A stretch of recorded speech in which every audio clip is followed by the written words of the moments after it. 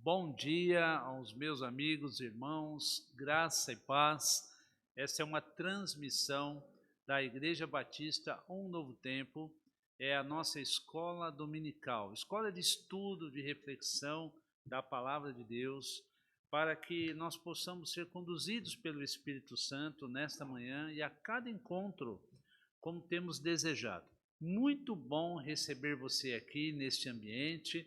Você irmão, você irmã, você nosso amigo, você convidado que está chegando pela primeira vez. É uma alegria enorme, uma satisfação muito grande para mim. Eu sou o pastor Paulo, para quem não conhece. Nós estamos aqui nesta manhã para repartir com você um pouquinho a mais do conhecimento da palavra de Deus e aprender com ela, interagir com ela, e também é um conhecimento compartilhado, porque eu sei que você também conhece muita coisa a respeito da palavra de Deus, não é verdade?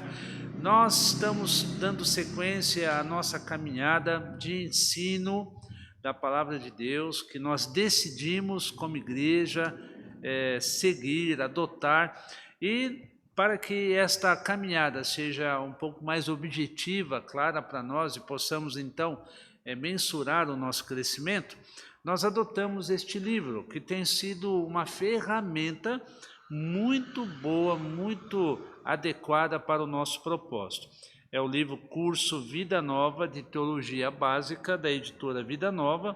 O livro que nós estamos estudando é Introdução à Bíblia, o autor, o Laird Harris. E se você puder adquirir este livro, faça isso. Se não puder também, tranquilo, você vai estar acompanhando o conteúdo que nós, domingo a domingo, estamos expondo, estamos repartindo com você, na verdade. É um ambiente aqui de estudo. Pegue a sua Bíblia, pegue uma folha para você anotar alguma informação que lhe esteja interessante, e um prazer enorme poder estar aqui mais uma vez e dividir com você esse tempo, dividir com você esse espaço. Quando não estou aqui é o pastor Haroldo, e nosso objetivo é trazer você nessa caminhada de envolvimento com a palavra de Deus. Hoje o nosso assunto vai ser como a Bíblia foi preservada. Como a Bíblia, na verdade, chegou até nós, depende muito do que foi feito em séculos anteriores da preservação dos seus textos, do seu conteúdo, para que hoje você tenha a sua Bíblia em mãos, como eu tenho aqui a minha. Mas antes que eu prossiga, irmão, irmã, amigo, eu quero orar com você e também fazer aquele pedido tão gentil que nós temos a liberdade de fazer com você aqui, né, nessa interação. Se possível, você compartilhe agora, compartilhe os links deste culto, ou seja, dessa aula, dessa transmissão, que possa chegar em muitos e muitos lares nesta manhã de domingo, para abençoar, para edificar, para inspirar pessoas que estão muito carentes de direção, de orientação da palavra de Deus. E antes da oração, é claro, eu desejo ler para você e com você um versículo que tem tudo a ver com o tema desta aula de hoje, que eu já mencionei aqui, repito, como a Bíblia foi preservada. E lá no Salmo 119, versículo 89, há um versículo maravilhoso que eu quero deixar com você. Se você está com sua Bíblia, pode pegá-la, abri-la no Salmo 119, versículo 89, e que a palavra de Deus nos diz o seguinte nesta manhã, à luz desse versículo: a tua palavra, Senhor, para sempre está firmada nos céus. Olha que bênção, olha só, vou repetir, preste atenção. A tua palavra, Senhor, para sempre está firmada nos céus. É isso aí, a palavra de Deus é para sempre, e como nós vamos ver hoje, pelo menos uma parte bem superficial desse assunto tão extenso, que a palavra de Deus chegou até nós hoje, até as nossas vidas, até a nossa nação, até a nossa época, porque a palavra de Deus, ela mesma testemunha que a tua palavra, Senhor, para sempre estará firmada. De geração em geração a palavra de Deus, ela é divulgada. De geração em geração a palavra de Deus, ela é publicada para que em todas, o maior número possível de línguas, idiomas e dialetos, a palavra de Deus possa chegar ao coração do homem e da mulher, para que ela possa produzir a salvação, a paz tão desejada, e é o conteúdo da sua mensagem a qual ela ensina. Eu quero te convidar nesse momento para que possamos fazer a nossa oração inicial e estarmos falando com o Senhor, estarmos assim buscando a direção de Deus para o breve conteúdo que nós vamos estar abordando aqui nesta manhã. É um assunto de grande importância para a nossa fé. Você cristão, você que é seguidor, você que está se aproximando, também tenha um mínimo conhecimento de como a Bíblia chegou até nós, a preservação do seu conteúdo, principalmente dos seus textos, que remontam a séculos de história da humanidade. Bom, vamos orar e, feito a leitura do Salmo 119, versículo 89, nós podemos então orar nesse momento, pedir a direção de Deus, a humildade do Senhor, para tratarmos sobre o assunto da sua própria palavra. Então vamos orar? Senhor Deus, nosso Pai, nesta manhã de domingo, Pai, tão especial, onde o teu povo, onde pessoas que conhecem a tua palavra, onde pessoas amigas da tua igreja estão conectadas conosco aqui, ó Pai, com o único objetivo de aprenderem da palavra de Deus, de receberem uma mensagem, de receberem uma instrução. E, ó Pai, aquilo que nós decidimos transmitir, esse conteúdo que vai estar diante de nós, possa abençoar cada vida, cada pessoa, ó Pai, que está se conectando agora, que estão ouvindo aqui ao vivo e que ouvirão este vídeo posteriormente. Pai, que transmita graça, misericórdia, e creio eu que ao final do conteúdo, do estudo, sejamos cheios de temor e reconheçamos que o Senhor Deus zela pela sua palavra, com certeza, fazendo que chegasse até nós transpondo gerações e gerações. Muito obrigado, Senhor. Abra nossa mente, nosso coração. Em nome de Jesus, ó Pai, eu te agradeço. Amém. Muito bem, antes aqui de eu entrar, mais uma coisa, antes de eu entrar aqui no conteúdo, como a Bíblia foi preservada, eu trouxe aqui comigo hoje um livro que eu quero recomendar. É uma bibliografia, é um livro que diz respeito à introdução da Bíblia, como esse que nós estamos estudando, para algumas pessoas que querem ir mais a fundo, para algumas pessoas que querem prolongar o seu estudo de uma maneira mais intensa. Eu recomendo sobre este assunto de hoje e sobre os que já temos visto até aqui, esse livro de Introdução à Bíblia do Norman Geisler. Norman Geisler, um grande servo de Deus, apologeta, filósofo, teólogo, e ele escreveu esse livro em parceria com William Nix. E Introdução à Bíblia, como a Bíblia chegou até nós. Tudo a ver com o que nós estamos abordando hoje. Esse livro, se você puder tê-lo em sua biblioteca, é da Editora Vida. Anote aí, Editora Vida. Introdução à Bíblia, maravilhoso, um conteúdo, aqui olha, não é só o número de páginas, mas o conteúdo é extraordinário, vale a pena ter na sua biblioteca para estudo, para referência. Amém? Muito bem, como a Bíblia foi preservada, este assunto diz respeito à questão do cuidado que as gerações no passado tiveram com os conteúdos dos manuscritos, dos textos, dos documentos, assim chamados documentos inspirados, que nos proporcionaram este acesso à palavra de Deus. É claro que no passado, antes de a própria humanidade ter a sua forma escrita, essa maneira de transmitir o conhecimento, de transmitir as informações, foi pelo aspecto oral, ou seja, o aspecto da oralidade, onde foi transmitido o conhecimento e todas as informações em todas as épocas. Estamos falando do texto sagrado. Você sabe que a Bíblia no Antigo Testamento foi escrita na língua hebraica, no Novo Testamento no grego, chamado grego koiné, ou algumas porções que a Bíblia tem também em aramaico. E nós vamos comentar aqui, quero trazer-lhes algumas informações de como estes textos que nós hoje temos acesso, Bíblias de todos os tamanhos e formas e grafias, Bíblias em quase todos os idiomas do mundo, como que esse texto chegou até nós, onde se baseiam para essas traduções, e é um assunto muito interessante que nós temos eruditos, pessoas com grande erudição, que cuidam desse assunto, que estudam esse assunto, chamado de crítica textual. Muito bem, há um marco muito importante na humanidade a respeito da divulgação da palavra de Deus. E você sabe muito bem, você que conhece a história, você que estudou um pouquinho de história, sabe que a mudança drástica da humanidade em termos do avanço, do conhecimento, da informação, se deu a partir de 1456. O que acontece em 1456? Está se lembrado? Um marco significativo de toda a humanidade, principalmente para os cristãos, porque em 1456, o Johann Gutenberg, ele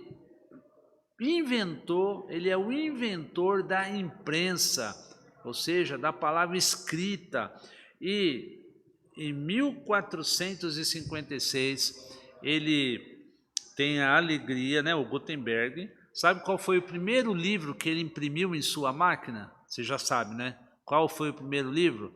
A Bíblia. Isso aí, meu amigo, isso aí, meu irmão. A impressora, o primeiro livro que saiu da impressora de Gutenberg foi a Palavra de Deus.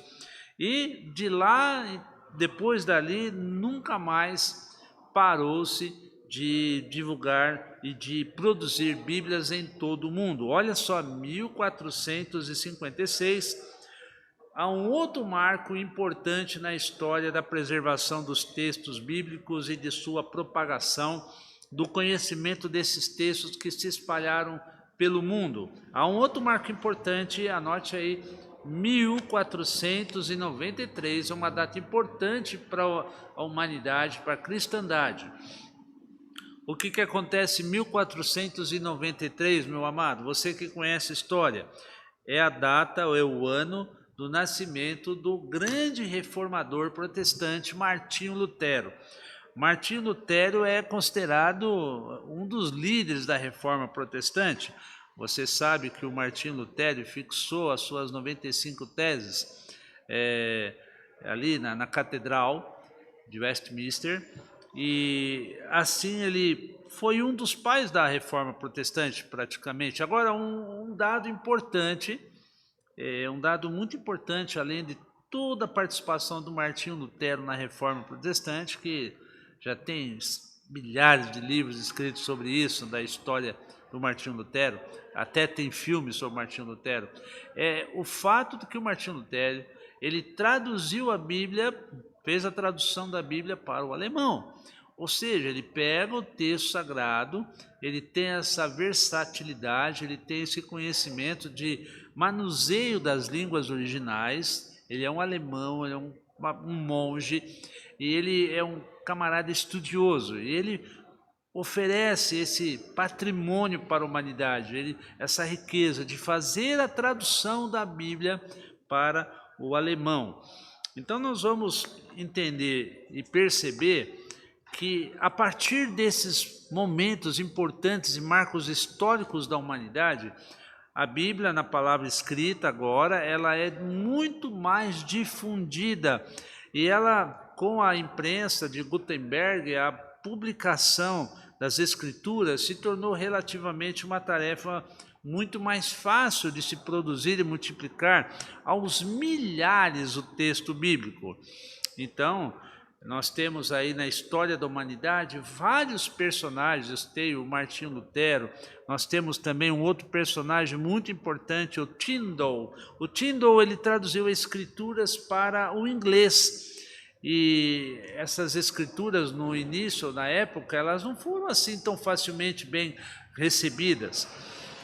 Nós temos aí, durante a história do cristianismo, muita perseguição. Quando se fala perseguição, não só com os ideais, com a mensagem, com a doutrina, com a visão cristã de mundo e os seus conteúdos, mas essa perseguição, e todas as vezes que ocorria, havia uma perseguição diretamente contra os textos sagrados. Muito tempo, em muitos momentos da história, se tentou, através até de um dos fatos, um dos momentos, os bispos ingleses tentaram queimar todos os exemplares da Bíblia, o que se tinha conhecimento. Então, durante toda a história do cristianismo, existe momentos onde a fé é perseguida, sim, como igreja, como instituição, como movimento, mas a perseguição se dá de uma maneira objetiva contra os textos sagrados, e tentou-se queimar, tentou-se destruir, tentou-se apagar, e por isso que a aula de hoje está se tratando do assunto da preservação da Bíblia. Graças a Deus, louvado seja o nome do Senhor, que a despeito de tanta perseguição já ocorrida contra a igreja, contra a fé, contra o cristianismo, de diversas formas, diversos âmbitos, e veio de diversos locais, o texto sagrado, graças a Deus, foi preservado, e Deus agiu de tal maneira de que homens, mulheres, missionários, monges, pastores, líderes, fossem instrumentos de Deus na preservação desses textos que nós recebemos até hoje, não é mesmo? Bom, continuando aqui, uma outra data importante em termos de preservação do texto. Você vai ou tem uma familiaridade com o nome que eu vou citar agora. Estamos falando da época de 1611, meus amigos, 1611. O que acontece? Temos aí a tradução, né, da Bíblia, a versão muito famosa, a King James, de 1611. E a pessoa que trabalhasse ou fazia as impressões dessa Bíblia King James, ela precisava, a exigência que ela fosse um gramático. Por quê? Ela precisava lidar com as palavras que teriam sua grafia alterada. Então, os autores, ou melhor dizendo, aqueles que trabalhavam na tradução da Bíblia King James, olha só, remonta à época do século XVI, meus amigos, 1611. Teriam que ser exigência que fossem gramáticos, né? Muito bem, nós falamos do Martinho Lutero, falamos de Gutenberg, falamos aqui do King James. Olha só, você que tem uma Bíblia King James, você que ainda não tem, vale a pena ter essa Bíblia como uma referência até histórica de tradução, de texto. Isso nos ajuda a todos os estudantes sérios da Palavra de Deus ter a sua versão. Anotou? Bom, quando se fala que a Bíblia, esse texto que eu e você lemos hoje na língua portuguesa, por exemplo, eu uso a NVI, algumas vezes eu alterno usando a NVI com a século 21, Almeida século 21, são textos muito bons, são textos muito bem traduzidos e alta confiabilidade na comissão de tradução dessas Bíblias, mas muita gente não entende a dificuldade, a guerra, o sofrimento que muitas pessoas passaram para que esses textos chegassem até nós, da forma como chegou, de uma maneira a ter toda a Bíblia traduzida e preservada. Então vamos falar um pouquinho sobre isso. Bom, nós sabemos que lá no passado, pelo menos eu falei aqui de perseguições, consta que você tem aí no seu livro, que você lê, você acompanha, você estuda, você vai encontrar que o cristianismo, pelo menos, consta, foi vítima de pelo menos 10 cruéis perseguições. E como eu já citei aqui, só para reforçar, quase todas essas perseguições desaguavam em livros queimados, né? Como se pensava que destruindo cópias da Bíblia e os textos sagrados, a fé evaporaria juntamente com a fumaça. Mas, de fato, isso não aconteceu e nem acontecerá, porque uma vez lida a Escritura, é despertada a fé no coração, no íntimo do indivíduo, da pessoa. E ali é um patrimônio onde ninguém tem acesso ou pode roubar de você.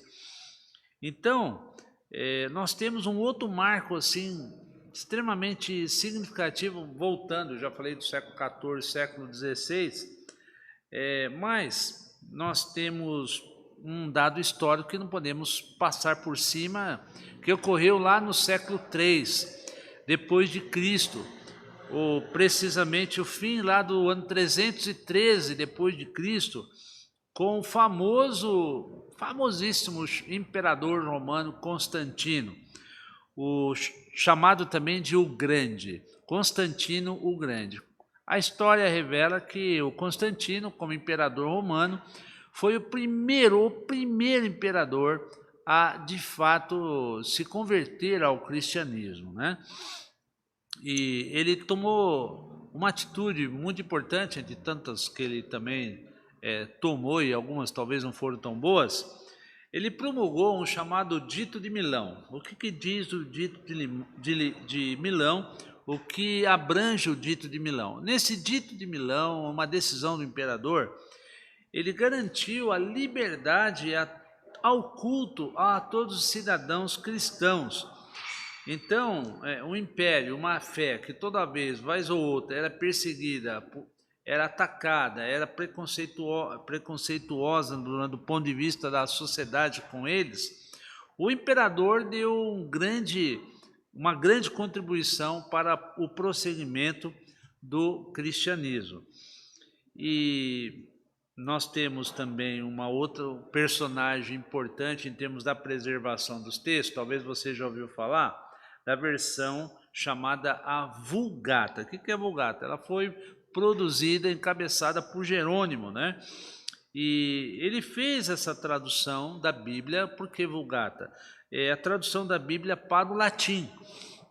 Então nós temos a Vulgata, toda vez que falar Vulgata, ela é a tradução da Bíblia para o latim. Agora, nós temos uma segurança em termos, graças a Deus, de segurança e confiabilidade nos textos que chegaram até nós preservados. Temos uma época bem mais recente da história da humanidade, aí, na década de 47, onde foram descobertos manuscritos do Mar Morto. Eu já citei aqui em uma das aulas sobre a importância, o valor, o impacto dessa descoberta dos manuscritos do Mar Morto. E nós temos hoje, graças a Deus, preservados muitos desses documentos.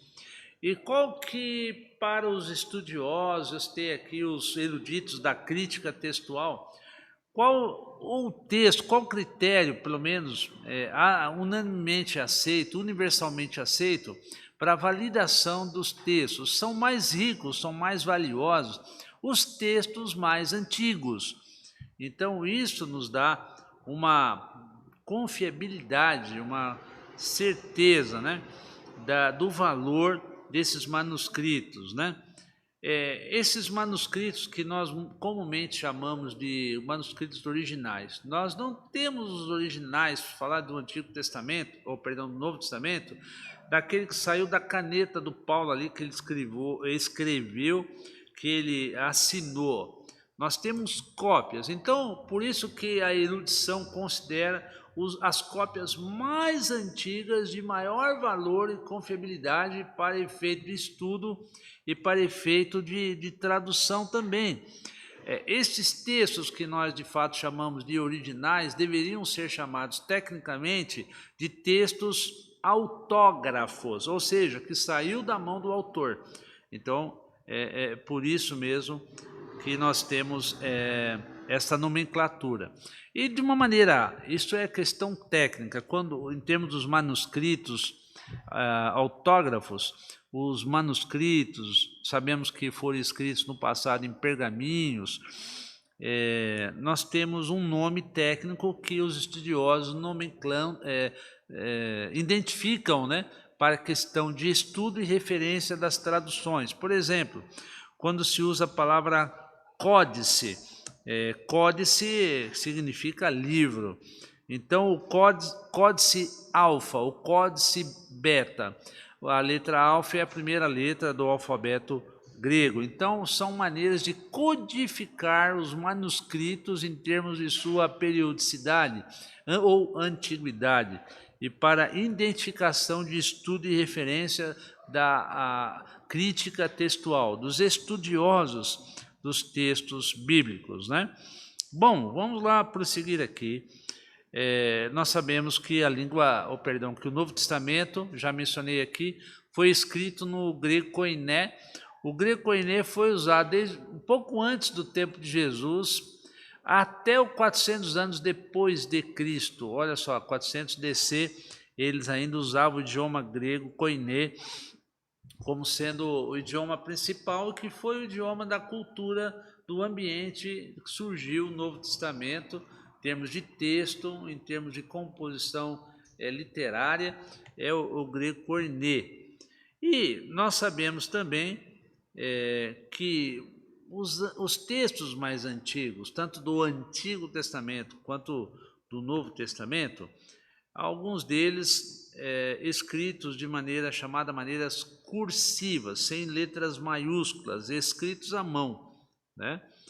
E nós temos que saber disso, né? Entender. Por exemplo, por volta do ano 300 depois de Cristo, nós temos, ou se descobre, ou se tem acesso a excelentes cópias desses textos em pergaminho, que se tornaram-se comuns e a escrita cuidadosamente analisada, e percebeu-se que eram em letras maiúsculas. E quando escrito totalmente em letras maiúsculas, convencionou chamar esses textos, esses documentos, de unciais. Unciais são letras maiúsculas. Em letras minúsculas, chamadas letras cursivas. Então, são uma maneira dos estudiosos identificar esses textos, né? Registra-se entre os estudiosos e afirma-se que existam praticamente cerca de 3.000 cópias integrais do Novo Testamento em grego, ou parte dele. Quando fala integral, ou seja, com o Novo Testamento completo. Então, mais de 3.000 cópias. São aqui falando de textos mais antigos. Muito bem. Só para referência sua, você que quer se aprofundar, depois eu falei para comprar esse livro, Introdução à Bíblia, como a Bíblia chegou até nós. Porque eu estou trazendo aqui algumas informações e o meu objetivo, é claro, e até dentro do propósito do tempo, é não sermos especialistas e não nos aprofundarmos nisso, apenas ter uma visão do que de fato a história nos traz, informativo a respeito da preservação dos textos sagrados. Bom, alguns textos mais antigos são identificados e famosos, eu quero mencionar aqui alguns deles. Quais seriam esses textos mais antigos que temos acesso hoje à humanidade? Praticamente nos últimos 2 séculos, né, muitos manuscritos antigos foram encontrados, e isso enriqueceu, isso nos trouxe uma riqueza de conteúdo, não só literário, mas acima de tudo de fé extraordinária. Se falando em texto antigo da Bíblia, temos que falar do texto alexandrino. O que é isso? Texto alexandrino, 1859, o Constantino Tchersteinfort encontrou um manuscrito de valor inestimável entre os documentos antigos no mosteiro de Santa Catarina, situado na encosta do Monte Sinai. Você pensou que Santa Catarina fosse aqui no Brasil? Não. Essa catedral ou mosteiro de Santa Catarina, situado no Monte Sinai, e lá o Constantino encontra esse texto. E esse manuscrito recebeu o nome de Códice Aleph, e o Códice Sinático datam aí praticamente o 4º século da nossa era. Lembrando que códice significa livro, e o Códice Aleph é a primeira letra do alfabeto hebraico. Agora, um outro marco importante na história em termos dos manuscritos mais antigos, nota essa data, 1868, encontra-se, olha só o que acontece, lá na Biblioteca do Vaticano, que é uma biblioteca com documentos valiosíssimos, enorme. 1868, é encontrado na Biblioteca do Vaticano uma porção, um texto, um conteúdo bíblico, um manuscrito, um dos mais antigos, que remonta ao 4º século, foi denominado de Códice B, né? Conhecido também pelo Códice Vaticano, porque lá no seu interior foi encontrado. Então, este texto, encontrado na Biblioteca do Vaticano, tornou-se uma preciosidade para a humanidade cristã, como um documento muito antigo, de grande valor, que enriqueceu o estudo e a tradução da Bíblia, né? Isso é muito importante. E o que parece aqui que esses textos contêm uma antiguidade de grande valor em termos de valor histórico textual. Bom, esse texto foi chamado de texto alexandrino. Há um outro texto, o Koiné, que eu falei, que era a língua falada pelos gregos, a maioria das pessoas que viviam no tempo de Jesus. A palavra koiné, ela significa comum, né? O grego comum. E também se tem, desde a Idade Média, cópias que originaram-se na Idade Média, que formam uma outra família de manuscritos que se diferenciam apenas por alguns detalhes. E isto veio enriquecer demais em termos das cópias de tradução. E os estudiosos vão classificando essas porções de textos antigos de datas diferentes de famílias de textos. Então nós temos famílias de manuscritos, melhor dizendo, que, por exemplo, foram usados pelos tradutores ou pela versão King James e por João Ferreira de Almeida. Para o seu registro aqui histórico e também de conhecimento, a versão corrigida de Almeida está baseada no Textus Receptus, né? Cada tradução ou cada comissão de tradução da Bíblia, ela opta antes de começar o seu trabalho, qual documento que ela vai usar para fazer o seu trabalho. A corrigida Almeida está baseada nesse documento chamado de Textus Receptus. As demais versões bíblicas, anote aí, talvez você tenha em mãos e a use, as demais versões bíblicas em português, elas se baseiam em sua maioria no texto alexandrino. Nós temos entre elas a versão revista e atualizada, a revista de acordo com os melhores textos, a Bíblia na linguagem de hoje, a nova tradução na linguagem de hoje, a NVI, nova versão internacional, e a Almeida século XXI. Todas elas basearam-se a tradução no texto alexandrino. E isto é muito interessante de sabermos, né? Lá 1859, hein? Temos outros manuscritos? Temos, né? Você já ouviu falar de manuscrito, outros termos aí do estudo da Bíblia os papiros, e a outra ciência também correndo paralelo que nos ajuda nesta descoberta, que é a arqueologia, de maneira fantástica, né? Nós temos papiros, nós temos manuscritos, e tudo isso, meus irmãos, principalmente aquele marco histórico da descoberta dos manuscritos do Mar Morto, deram uma contribuição extraordinária para a tradução, principalmente de textos integrais do Novo Testamento e porções do Antigo Testamento, que enriqueceram e trouxeram valor, agregaram valor aos estudiosos da autocrítica, então da crítica textual. Eu estou falando aqui de crítica textual e já estamos caminhando aqui para o fechamento dessa aula, que eu disse para vocês que ela não seria muito longa. A crítica textual, o que é isso? Quem faz isso? São pessoas de alta erudição. O crítico textual, ele não tem como propósito fazer uma crítica à Bíblia, não é a teologia, não é a eclesiologia, não é a historicidade da Bíblia, de forma alguma. O crítico textual já traz aqui dentro da nomenclatura, ele tem uma importância muito grande para os cristãos e para o entendimento da Escritura. O crítico textual, ele vai analisar, ele vai estudar os manuscritos mais antigos. Por que manuscrito? Porque foi escrito à mão, por isso manuscrito, né?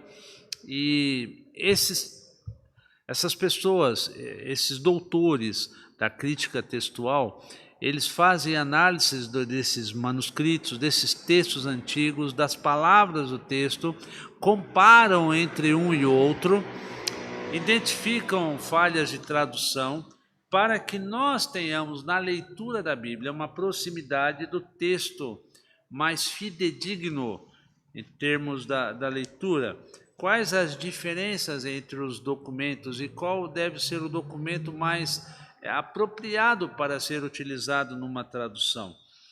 Então, nós entendemos que tanto o Antigo Testamento como o Novo Testamento, que nós temos hoje em nossas mãos de uma maneira tão fácil, acessibilidade, ele foi preservado por monges estudiosos, foram preservados por mártires, por missionários, e através de pessoas que tiveram um trabalho muito laborioso, escrevendo cópias e reproduzindo-as com suas próprias mãos. E os cristãos hoje, digo isso para você que é cristão e está me ouvindo, os cristãos podem sim ler e estudar a Bíblia com confiança, claro, e sabendo que ela é a genuína palavra de Deus. Então, todos esses textos, os 66 livros da Bíblia, têm a sua história. Uma coisa é estudar o conteúdo de cada livro, outra coisa é estudar o próprio livro, a autoria, a sua composição, seu estilo literário, a sua composição teológica. Isso é de extrema importância e riqueza para todos nós.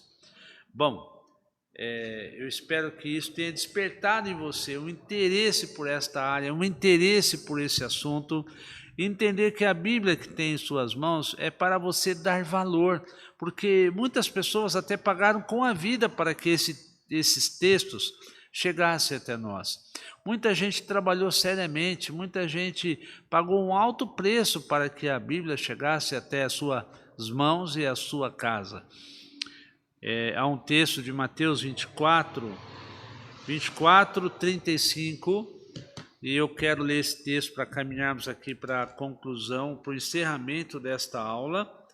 E nós estamos hoje falando e falamos a respeito de como a Bíblia chegou até nós em termos da preservação dos seus manuscritos e conteúdos.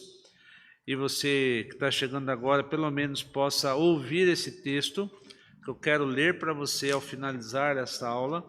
Mateus 24, 35, é o texto que eu estou chegando aqui para ler para você, pertinho dele. Muito bem. Esse versículo você deve grifar na sua Bíblia e no seu coração. Os céus e a terra passarão, mas as minhas palavras jamais passarão. As minhas palavras, a palavra de Deus, jamais passará. A palavra de Deus, ela não cai em desuso, ela não é fora de contexto, ela não é fora da realidade, ela não é fora da cultura, ela tem o seu momento, a sua adequação aos pregadores e professores da Bíblia Sagrada. Louvado seja o nome do Senhor, que nós tivemos acesso à Escritura e hoje com maior facilidade. Passará o céu e a terra, porém as minhas palavras jamais passarão. Meu amigo, minha amiga, meu irmão e minha irmã, valorize a palavra de Deus, estude a palavra de Deus, medite na palavra de Deus e siga, molde a sua vida à luz da palavra de Deus.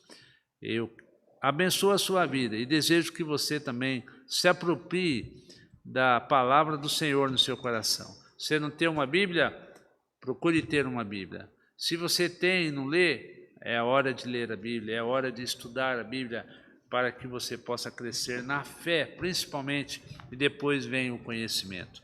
Que Deus nos abençoe, meus queridos e queridas, a partir dessa aula, que tenha abençoado a sua vida e que você possa valorizar ainda mais a palavra de Deus, como ela é importante na nossa história. Vamos orar? Encerrando. Deus eterno, obrigado, Deus, pela Tua palavra, que é viva e eficaz. Obrigado porque a Tua palavra permanece e atinge os nossos corações, ó Deus, moldando a nossa vida pecadora à luz de Jesus Cristo. Obrigado por tudo, Pai, perdoa os nossos pecados e nos abençoe ainda durante esse dia, para a Tua honra e para a Tua glória. Amém. Amém, meus amigos? Só deixando aqui um convite para você. Hoje à noite, às 18 horas, a IBUNT vai estar reunida. E agora você sabe, o governador baixou o decreto lá, sem máscara, liberado, mas com todo respeito, né, com toda a segurança que é possível, aí você possa estar conosco alegremente hoje às 18 horas, adorando ao Senhor, celebrando o nome do Senhor. Traga a sua Bíblia, valorize a sua Bíblia para que Deus fale com você o tempo todo. Um abraço aqui do pastor Paulo e que Deus abençoe a sua vida e a sua semana. Amém?